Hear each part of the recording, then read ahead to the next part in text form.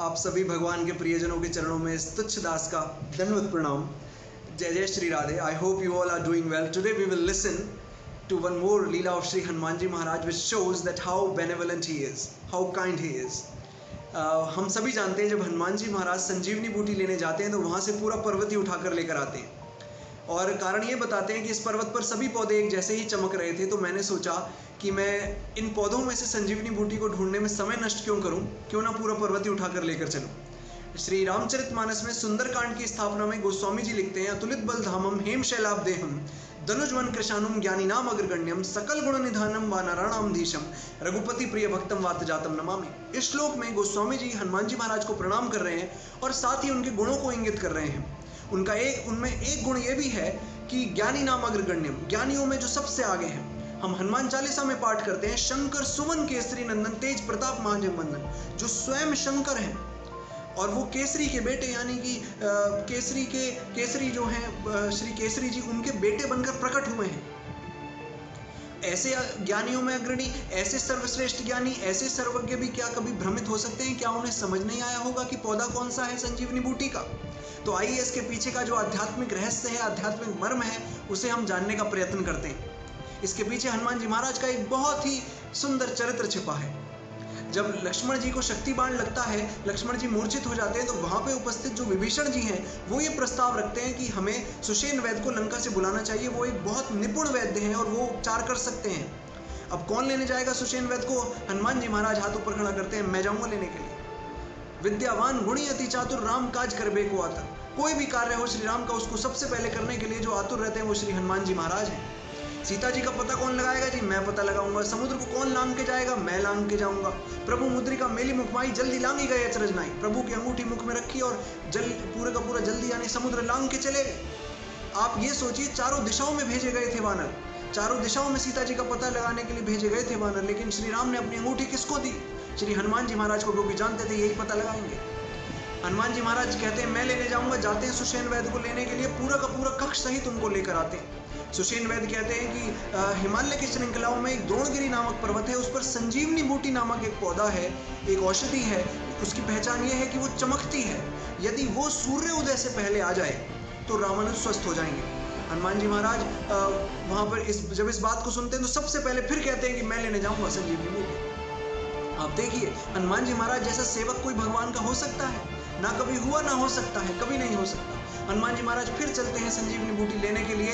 प्रणाम करते हैं सूर्य देव को जो उनके गुरु हैं कि मेरे इस कार्य में आप मेरी सहायता करें, इस कार्य को पूर्ण होने तक दर्शन ना दें। और आप हम सभी जानते हैं, जुग सहस्त्र जोजन पर भानु लील्यो ताही मधुर फल जानू। जब छोटे से थे हनुमान जी महाराज, सूर्य को तो निकल गए थे वो, तो सूर्य देव कैसे उग सकते हैं जब तक उनका कार्य पूरा ना हो? फिर भी उनके गुरु हैं, आशीर्वाद दिया नहीं उगूंगा। जाते हैं, पहुंचते हैं इस द्रोणगिरी पर्वत पर, और क्षण के 1/4 हिस्से में 1/4 of a second he got to know which particular plant is of संजीवनी बूटी। 1/4 क्षण में ये समझ जाते हैं कि इन सारे के सारे पौधों में संजीवनी बूटी कौन सी है। पूरा का पूरा पर्वत झिलमिल कर रहा होता है, पूरे सारे के सारे पौधे चमक रहे होते हैं, ये बात सत्य है। लेकिन हनुमान जी महाराज पहचान जाते हैं कौन सी बूटी है, हाथ बढ़ाते हैं उसको लेने के लिए, और जैसे ही हाथ बढ़ाते हैं, इससे पहले कि उन संजीवनी बूटी के पत्रों को तोड़ते, तुरंत ही सारे के सारे पौधे जो अब तक चमक रहे थे वो चमकना रुक जाते हैं, बंद कर देते हैं चमकना, मानो मुरझा से रहे हैं। हनुमान जी महाराज को लगा शायद कुछ गलत हो रहा है। हनुमान जी महाराज ने हाथ पीछे किया और उनसे पूछा पौधों से कि क्या मैं कुछ गलत कर रहा हूँ? क्या यहाँ से संजीवनी बूटी के पत्रों को नहीं ले सकता? देखिए, ये ज्ञानी है, यही प्रकृति की भाषा को समझ सकते हैं, यही प्रकृति से वार्तालाप कर सकते हैं। श्री कृष्ण जब अपनी लीला में आते हैं, लीला करने के लिए आते हैं, तो वो बछड़ों के कानों में ये पूछते हैं, क्या तुम दूध पियोगे अपनी माता का? और बछड़ा रंभा के क्या उत्तर देता है, हम और आप तो नहीं जानते। वो समझ जाते हैं, खोल देते हैं रस्सी और बछड़े पी लेते हैं दूध।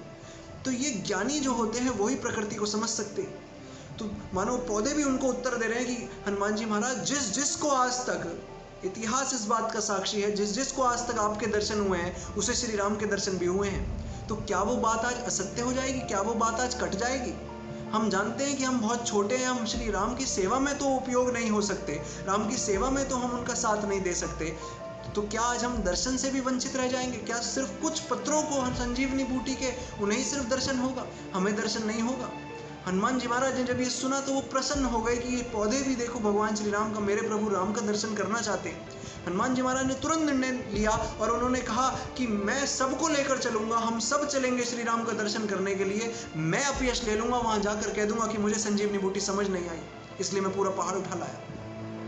अब आप देखिए, हनुमान जी महाराज ने जड़ से उस पूरे द्रोणगिरी पर्वत को उठाया और लेकर वहां पहुंचे। रामानुज का सुषेण वैद्य ने उपचार किया, रामानुज स्वस्थ हुए। श्री राम के आदेशानुसार दोबारा से वो पर्वत स्थापित किया हिमालय की श्रृंखलाओं में। सभी पौधे मानो बार बार हनुमान जी महाराज को दंडवत प्रणाम कर रहे हैं, हनुमान जी महाराज आपने हमें आज हम पर इतना बड़ा उपकार कर दिया। देखिए, वैष्णव का ये चरित्र है, वैष्णव का ये गुण है कि वैष्णव जन तो तेने कहिए जे पीर पराई जाने रे। श्री नरसिंह जी का भजन है ये। वैष्णव जन उनको कहते हैं जो दूसरों की पीड़ा को, दूसरों के कष्ट को, दूसरों के दर्द को समझे और पर दुखे उपकार करे तो मन अभिमान ना आने रे। दूसरे के दुख पर उपकार कर दे और मन में अभिमान ना आए। कितना बड़ा उपकार किया सारे पौधों पर। और हनुमान जी महाराज के मन में अभिमान तो दूर की बात है, उन्होंने अपने ऊपर अभिशाप और ले लिया, उन्होंने अपने ऊपर कलंक ले लिया, अपयश ले लिया। आज तक हम और आप क्या समझते हैं कि हनुमान जी महाराज तो समझ ही नहीं पाए कौन सी बूटी है, कौन सी संजीवनी बूटी है, पूरा पहाड़ लेकर आए थे। तो ऐसे हैं हमारे हनुमान जी महाराज, और इसीलिए तो श्री राम उनके हृदय में वास करते। जासु हृदय आगाध बसहि राम सर चापधर। श्री राम उनके हृदय में निवास करते हैं। तो हम भी हनुमान जी महाराज को खूब खूब प्रणाम करें, उनको खूब खूब भजें।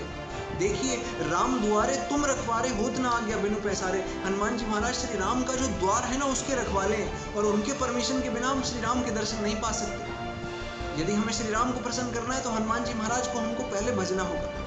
हनुमान जी महाराज को जब हम भजते हैं तो श्री राम प्रसन्न होते हैं। तो मेरी आपसे फिर वही विनती है, आप सदैव भजिए, हर क्षण भजिए, हर श्वास में भजिए। हरे कृष्ण कृष्ण कृष्ण हरे हरे, हरे राम राम राम हरे हरे। जय जय श्री राधे।